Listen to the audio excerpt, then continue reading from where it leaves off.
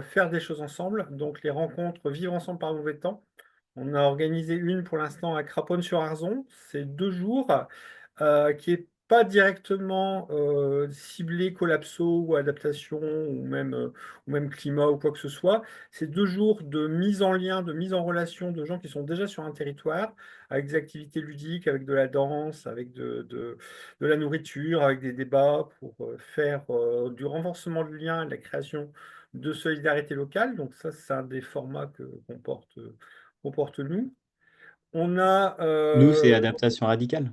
ouais, c'est un format porté par Adaptation Radicale, Ah, ce trop bien, bah, c'est ça, par mauvais temps. exactement ça. On a le format Qu'y a-t-il dans mon sac?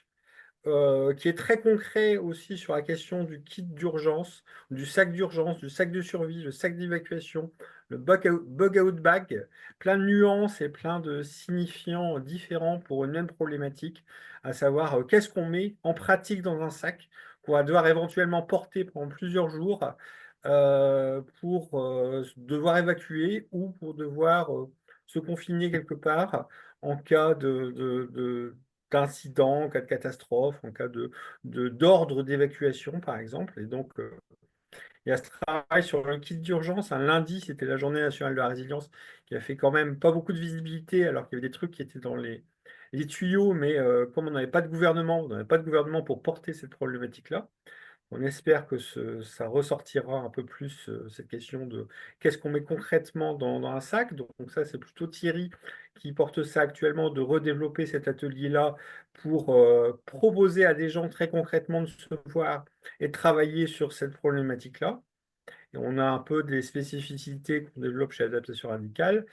Et puis il y a le jeu de l'entraide, qui effectivement a été inspiré par ton livre, par le groupe URD, et puis toute la question de la culture du risque et de la coopération.